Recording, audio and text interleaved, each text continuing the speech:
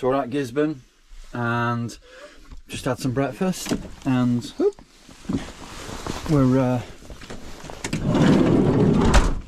gonna do some trail building today. Yeah, man.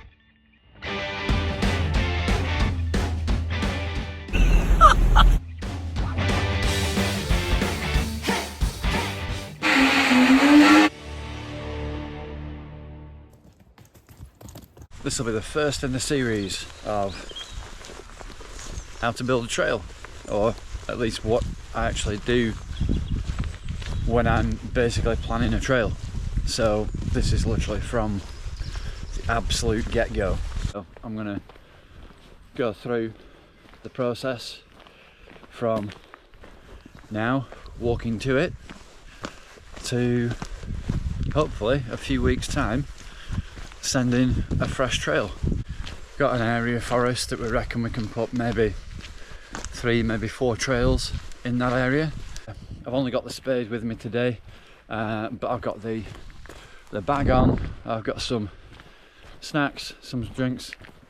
Weather's hit and miss today, so I've got the waterproofs are on, fairly togged up. Ooh, the flowers, yeah, so beautiful. Mildly moist. Hi! Morning! Oh, we're here now at the bottom of where I was after starting the trail. 1.8 miles to get here. So that's the kind of direction we want to go in. I'm going to try and make it towards half a mile long. Nigel has recently put a trail in which kind of runs slightly parallel to the hope line. And this is where I think we can put 3 or 4 different trails in. So bit of motivation there from Nige. Let's go. So one of the first things that I usually do when trying to build a trail is look for an exit point, and there's basically a ditch. There you go, Tiny's jumped it. That ditch, you can't really tell, but it's huge. I mean, there's plenty of options to come out here. I'm not really sure where the best solution might be, but this being such a big ditch is actually, in some ways, it's a good thing, because you can just basically carve it out and then just have it as a roller, which I'm kind of thinking is possibly the best thing, and just put a low bridge in it, and then it basically, you will actually drop down as a roller to finish. So I might have a look into the forest there and see what's occurring. Something to note that I always try and do is leave the openings and exits covered.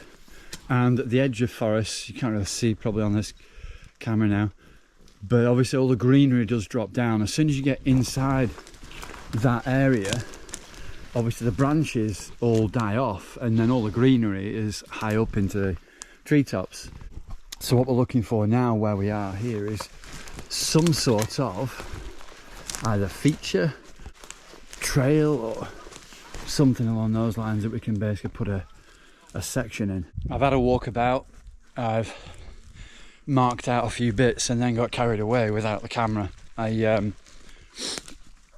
basically started shaping a couple of the lines in.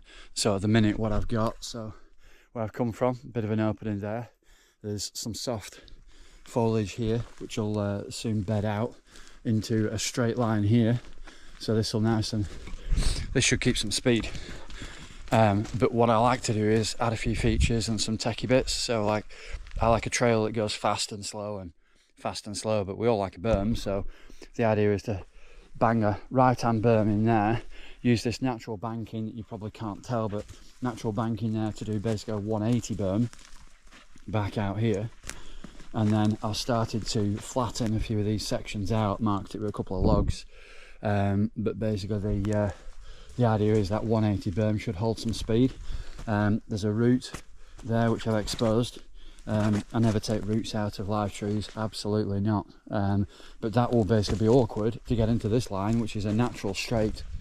I've just basically taken a bit of a chunk out there, so you've got a bit bigger gap for going through into a left-hander here. And this I've just sort of flattened out again, really to mark it. And that's as far as I'm going, because I don't really know where the exit's going to be, because I'm a bit disorientated to where I actually came in now. And I have got a sweat on. So I've found a route through. The interesting thing is that I actually walked this area with Kev, PMBA Kev, shout out to Kev.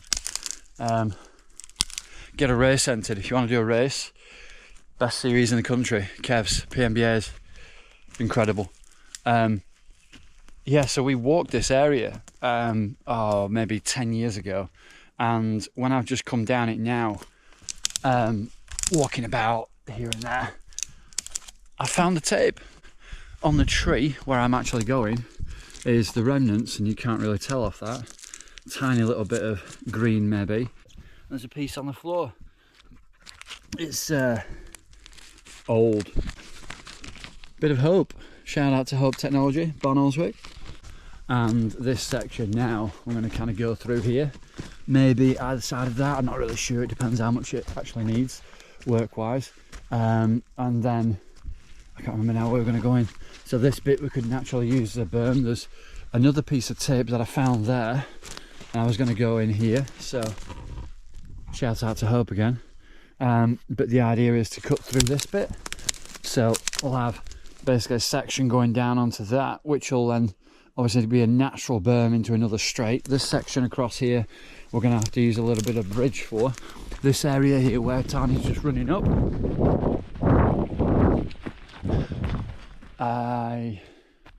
Yeah, she's gone up the right point. Naturally, dogs just know the instinct. So this was just kind of natural trail. Looks absolutely sick. And then up there, so I've just basically marked out a couple of bits where I know I'm going, but it's already actually got natural flow in this section. So when I'm looking for trails, I'm trying to make life easier, but I'm also looking for features. And a lot of the time what I actually do is, it's a bit like dot to dot. So you walk in a big area and you find like a feature, and you walk in the next area and you find a feature, and then what you've got to do is basically link the two bits together, and you've got to try and find the best way to actually put the trail together in that way, just so you can create nice features, nice bits of flow. The land where there's obviously the trees aren't as dense, yeah, it's coming together. So, I mean, it's early days yet, but, you know, so far so good. Back down at the bag spot, we're having a quick needed break, having some chocolate and some energy drink, because we've, Strava is saying that we're down at 8.58 miles in what I've actually walked, and the map is looking rather funny. It's going to be epic. So I probably should have time-lapsed some of what I've actually been doing for the past hour or so. The feature I couldn't not do, where there's like old stone walls within the forest from way back in the day, and I've got basically a couple of streams to go across.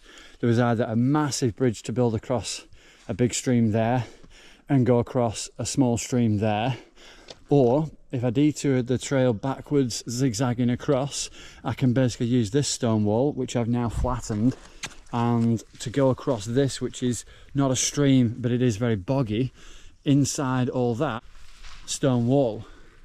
So that stone wall will basically collapse. There'll be a path coming through there.